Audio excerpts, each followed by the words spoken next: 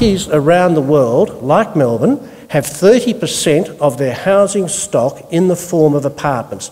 Melbourne is 5%. Melbourne is the lowest, most undersupplied, immature apartment market of any city in the world. And Sydney is 10%, similarly much, much lower.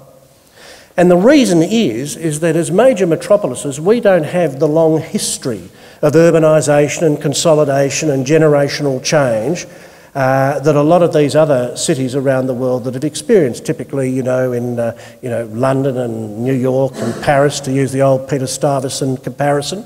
And of course, we don't have the same conditions as is experienced across the ASEAN region.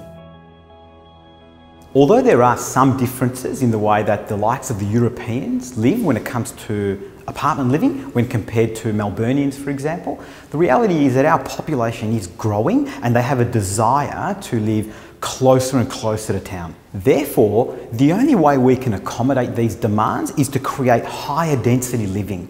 In fact, over the last decade, we've seen the lines between suburb and city completely blur. What used to be deemed normal is now being challenged with vibrant, mixed-use development. The increase in supply of dwellings should help ease the affordability issue.